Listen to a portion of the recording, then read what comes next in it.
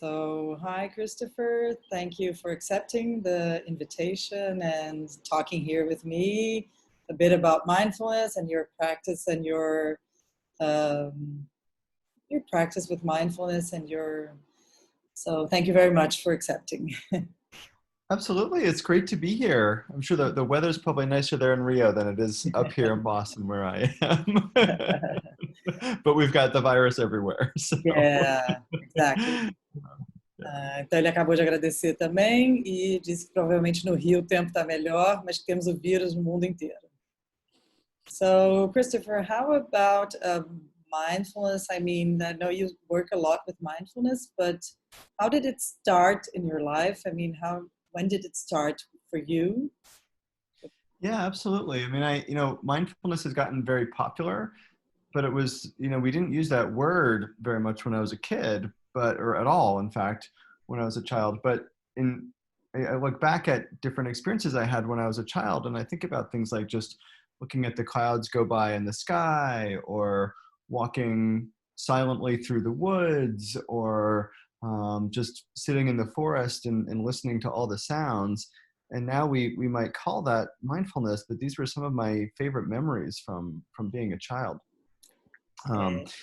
And then later, when I was much older, or not that much older, but in my teens and early 20s, I felt very stressed out about school and was kind of managing depression and anxiety. And I rediscovered mindfulness and first heard that word and ended up finding it so helpful for myself in terms of my ability to focus and my mood and my creativity. And so it felt like it was reborn again then. And that was a little over 20 years ago. And it's been ever since then that it's been such a big part of my life on purpose. Eu perguntei como é que ele descobriu mindfulness e ele falou que desde pequeno, quando ele ia e olhava o céu, as nuvens, ou andava no meio da floresta, no silêncio, ouvindo barulho. Então, assim, pequenos momentos que ele tem boas lembranças da infância. Não tinha esse nome mindfulness, mas hoje em dia ele percebe que isso era o mindfulness. E na adolescência ele também descobriu mais o mindfulness, mudanças de humor, e aí sim mergulhou nesse assunto que ele usa e trabalha até hoje em dia. And great, it's lovely to know that. And how do you work there? I mean, I think you're more, Christopher was my teacher here in Rio about 2 years ago already. Yeah. And and you work more with children, or is that not so? I mean, Yeah, these days I have a really kind of broad practice of who I work with. So my work started working with kids and teenagers and families, but I soon discovered that when you're able to explain things in terms that are simple enough for a kid to understand, then you can actually work really well with adults too. You can work well with a corporate audience and do consulting because it's about breaking down kind of complicated ideas for people. So I do a lot of work in schools and in mental health consulting for kids and families. That's been a lot of fun for me over the years, and that's what most of my workshops are. But increasingly, even just the last year, doing a lot more work for different big companies like Google and different hospital systems and NGOs and nonprofits and that kind of thing as well, to help them manage stress, perform better, focus, be more creative, things like that. Então eu perguntei como é que é o trabalho com as crianças, se era a maioria do trabalho dele com criança. Ele disse que sim, que ele trabalha muito com crianças e famílias, mas também trabalha em hospitais, escolas, que uma grande parte do trabalho dele é com as crianças, e quando ele trabalha a criança, ele acaba trabalhando com a família inteira, e que é muito divertido, ele gosta muito desse trabalho. So, do you think we can work with a child without working with a family? How do you think that works? I mean, only with a kid. I mean, without working, because sometimes families just want the kid to learn how to breathe or how to be mindful, and we have not putting any pressure in the parents here who are watching this, but sometimes we just want to do the best for our kids, but sometimes we are very stressed and we have we hurry and we rush from place to place. And how do you think that works from your experience?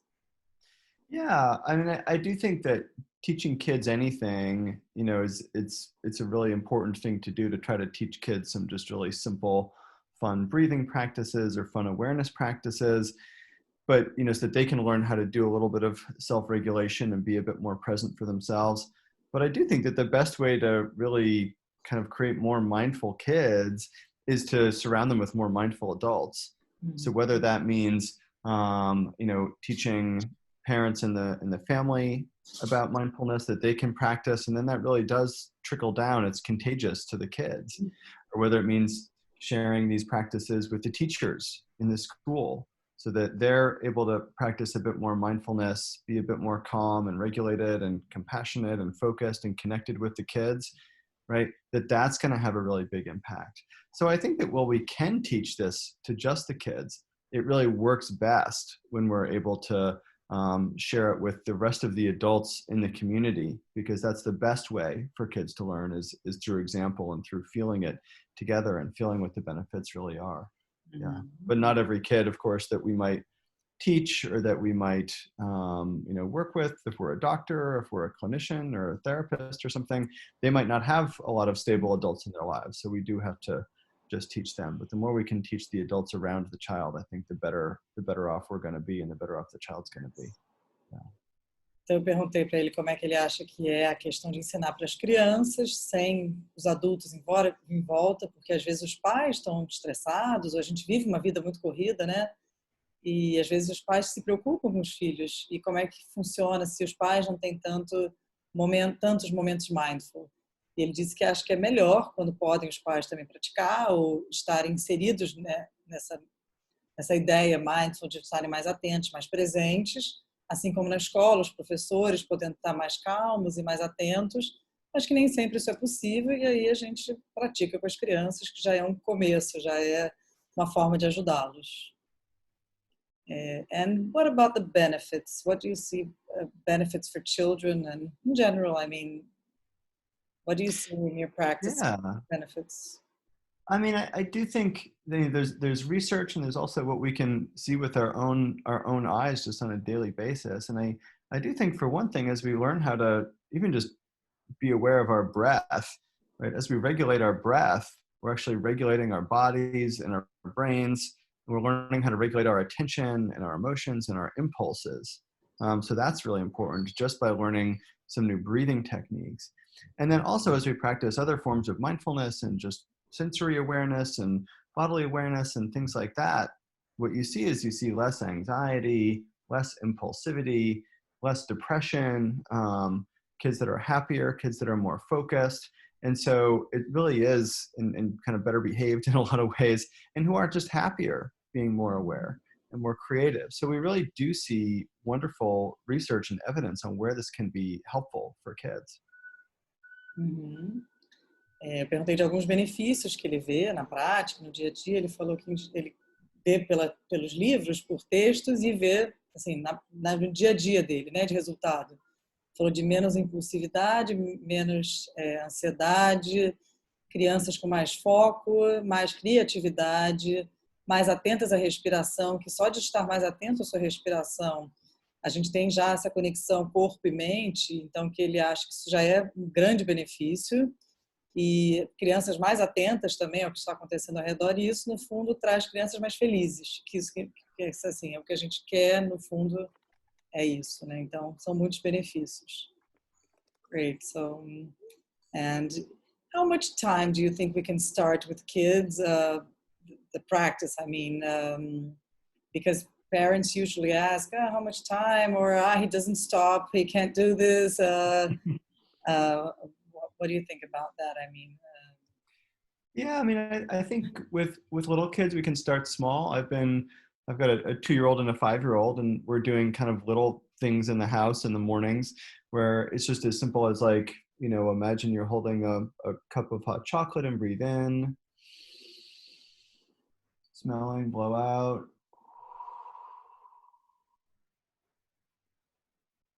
Cooling off, doing like a few of those, or some other kind of fun breathing practices. as kids get better with language, you can do other, like let's, listen to 5 sounds or 10 sounds. But I think you can do, as kids get to be 3 or 4, you can do 1 or 2 minutes here and there.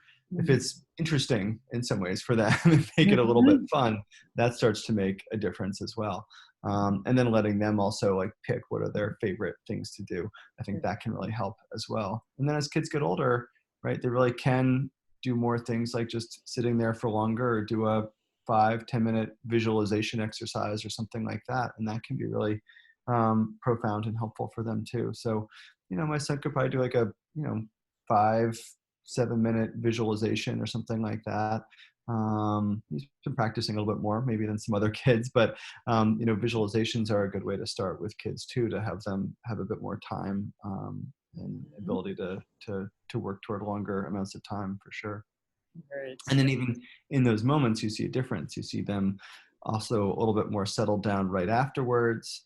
And then, that starts to add up over time, just like building a muscle starts to build up over time in our bodies.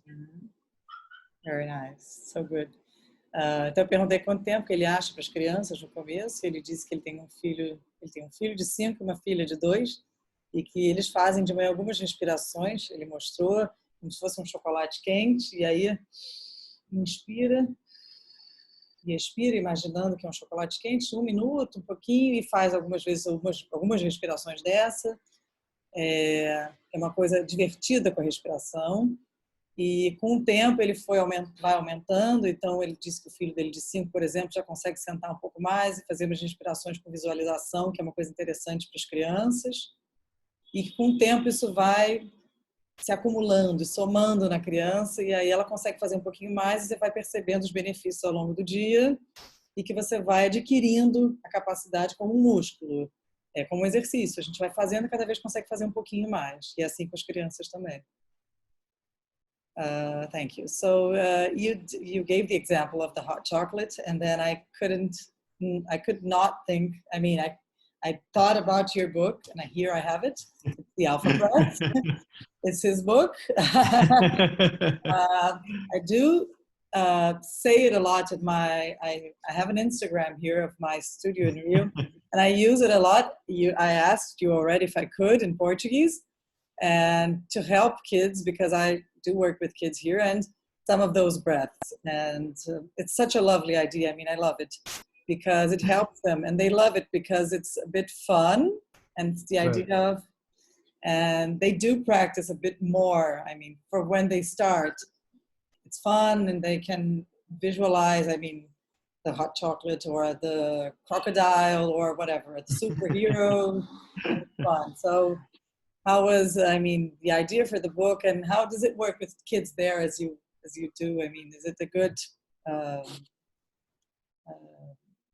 way to use with children the book? I mean, the breath. Yeah, it's been so fun, and then hearing from people all over the world about how they use it in different ways.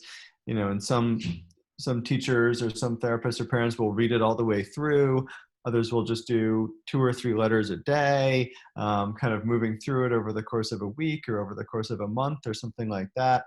And then the thing I've been really encouraging everybody to do is to then make up their own fun, relaxing breaths. So for classrooms to have that be a project, for therapists and parents to be thinking of ones that they can all make up together.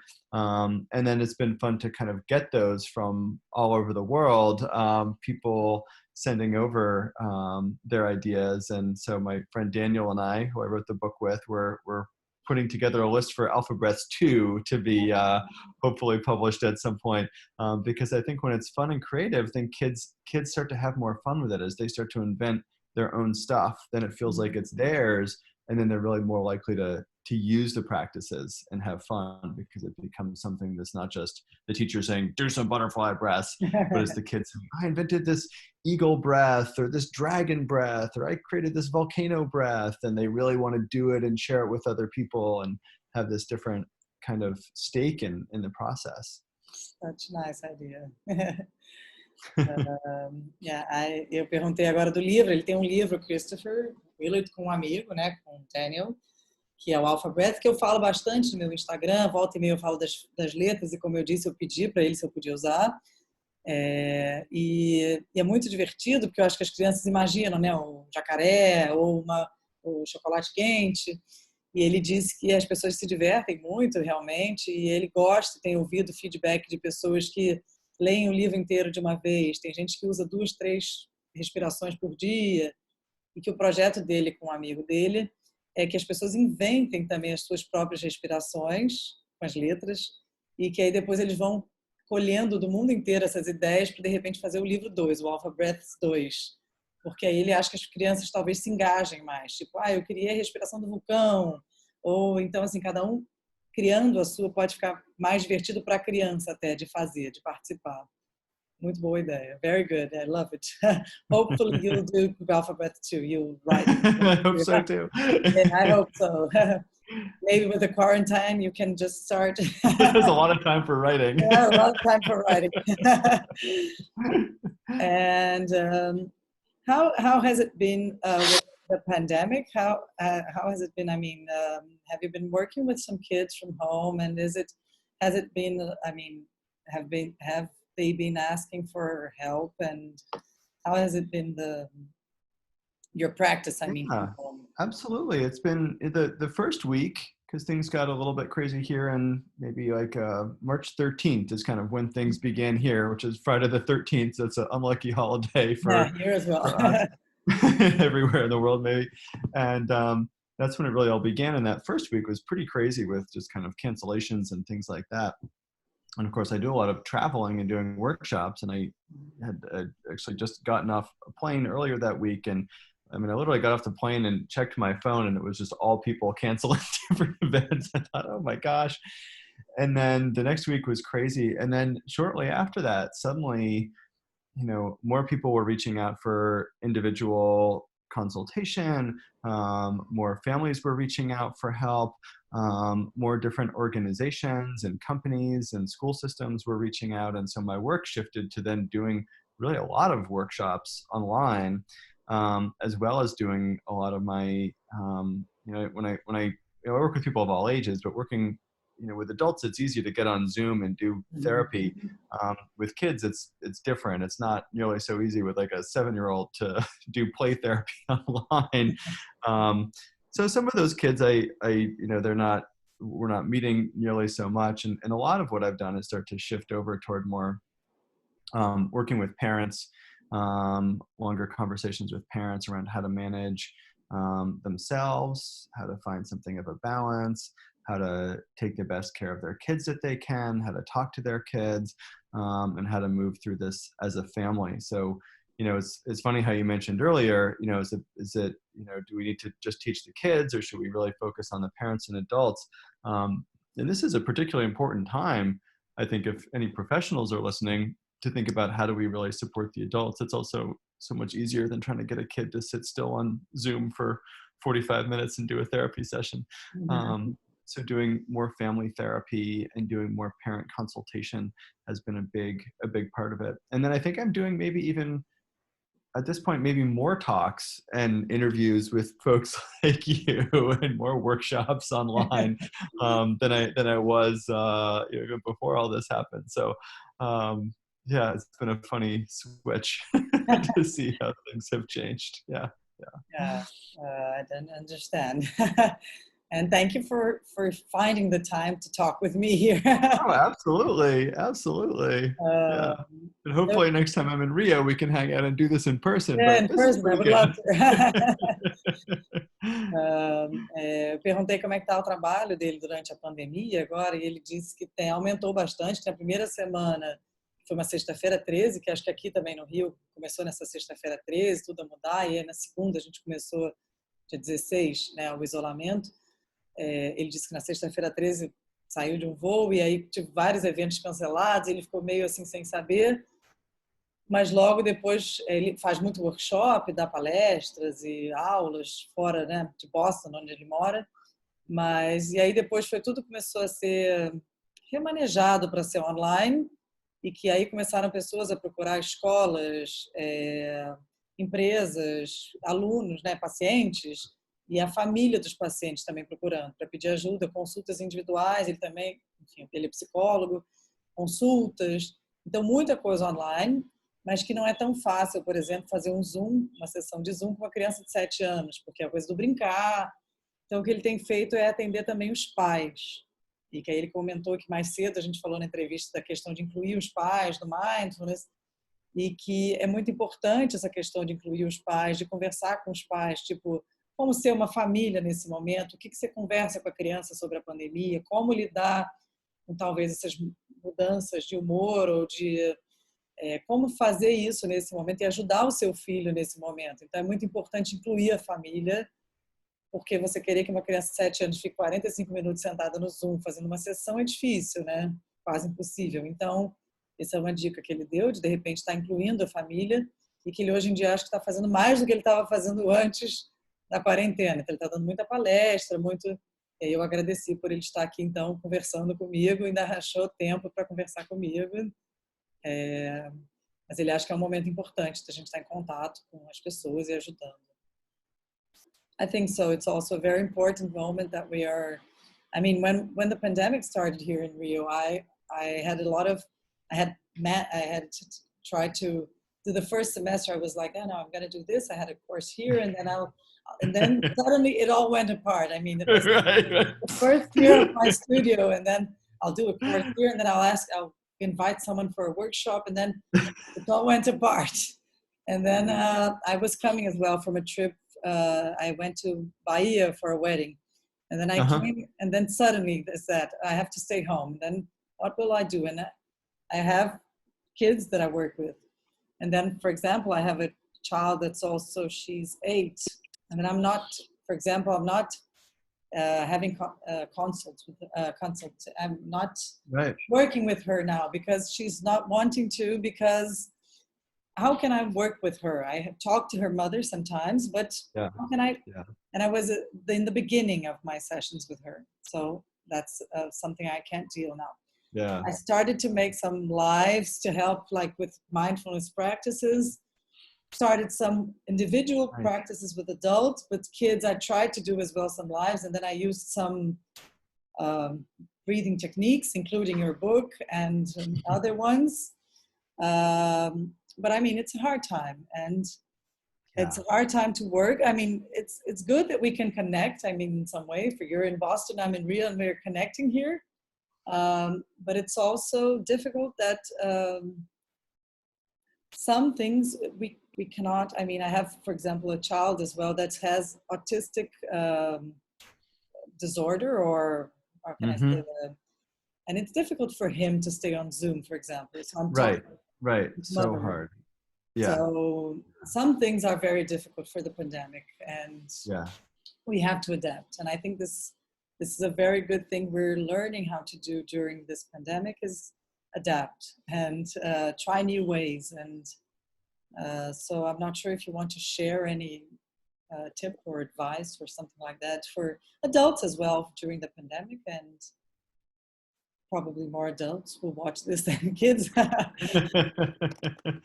Yeah, I think for adults, I've been just really trying to recommend, like, you know, when you can, and if you can, just taking good care of yourself. You know, again, we don't have a lot of time, but making sure that we do just kind of basics, like, are we eating 3 meals a day? Are we able to get any kind of exercise? You know, and I don't, you know, I know from what I hear, Brazil's not so strict with a shelter in place or lockdown order, you know, but, you know, whether it's walking up and down the stairs in your building, or whether it's walking around the block, just getting out a little bit, looking out the window, these kinds of things can make such a difference, you know, when we have a little moment. Getting sleep if we can get sleep.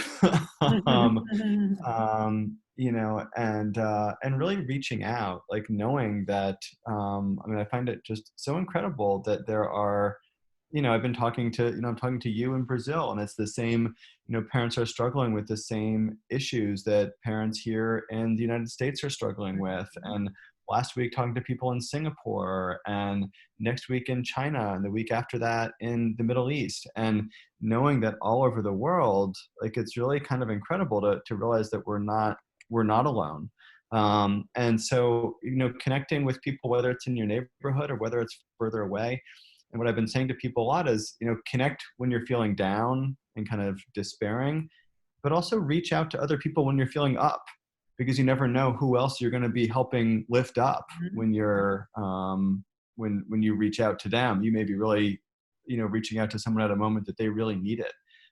So getting in those kinds of habits around reaching out can be really, really helpful too. That's great.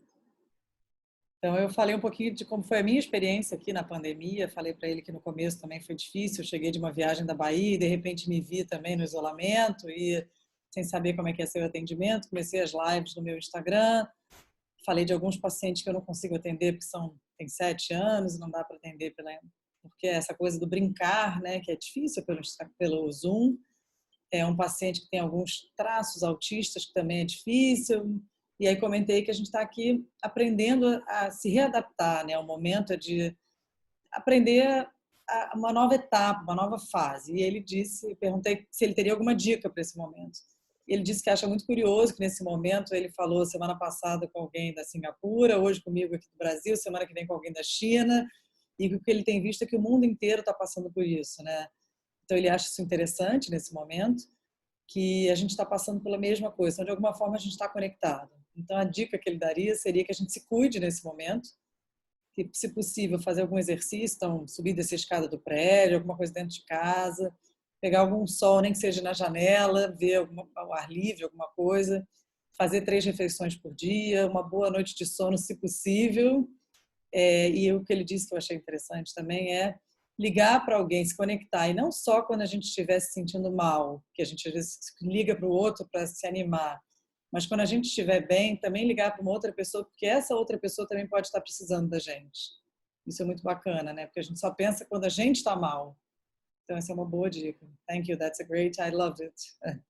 The other day I heard that as well, someone saying that we can do things for others. I mean, we can help with money or with food or with soap, and we can donate. Here in Brazil, we have the favelas, but we can donate, she said, I heard someone in the live saying we can donate giving a call to someone that maybe she's not in a good day, or we can, hello?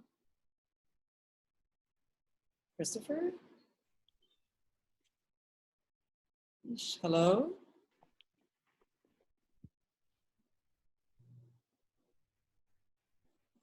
Hello? Yep, there I am. Yeah. So she said that maybe we can donate other things.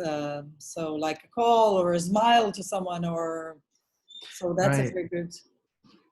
And when we feel so helpless in this situation that's so overwhelming, when we're able to help others, that's one of the best ways we can feel better. Mm-hmm. Because, we feel like, oh, this is horrible. Like, it's so out of control. But if we do something like, teach some breathing online, or reach out to a friend, or call someone and teach them how to cook, because maybe they don't know how to cook. They eat at restaurants every night, or something like that. Right. Or we go and we donate something to the favelas, like, or work with the social workers who are in those places. Like we're contributing something, we're making the situation better, and we're not fixing the whole thing, because we're not necessarily all going to come up with a vaccine, right? But that we really are doing something, and that helps us feel more empowered in a situation that we can feel so powerless. Mm-hmm. And that's how we end up not developing post-traumatic stress, is by helping others when we feel helpless, or by, having, when we feel out of control, we do some things that are within our control. Like we, plan what's for lunch and what's for dinner, and we make things predictable when they're unpredictable for ourselves, for our families, as much as we possibly can. Yeah. Great.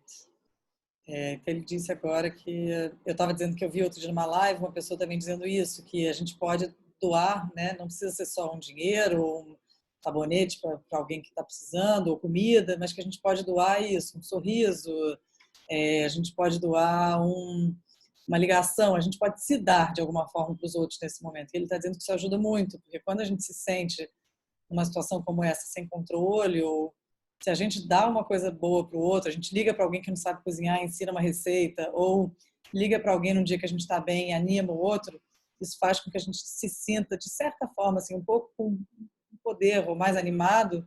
Isso ajuda com que a gente diminua a chance de ter um estresse pós-traumático, que que o estresse pós-traumático vem dessa ideia de que a gente não tem controle nenhum e dessa falta de previsibilidade, que é o momento, né? Que a gente não tem previsão de quando acaba, e a gente não precisa saber, assim, qual foi o que ele disse, a cura da vacina, tipo a vacina do coronavírus, mas a gente fazer pequenos gestos, isso já ajuda e já nos dá algum ânimo. Então, isso é uma dica boa também. Thanks a lot.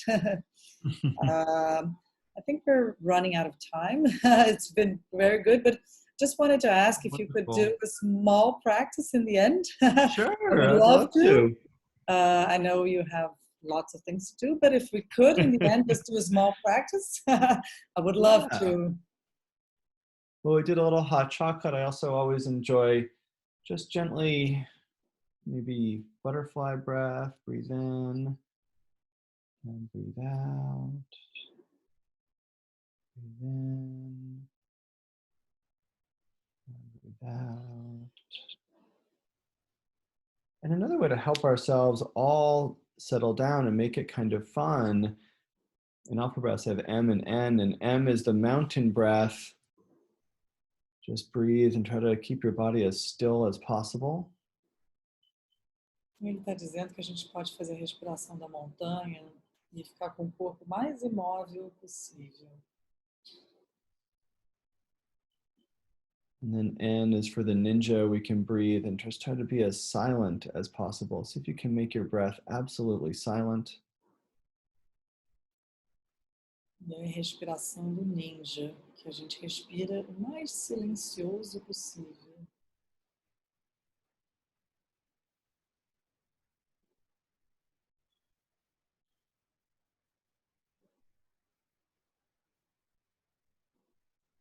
And a few ways to just really bring a lot more focus onto our breath, into the moment, and just other things. I mean, from where I sit, I can also just notice, I can really hear the birds chirping outside, so noticing sounds or noticing sensations.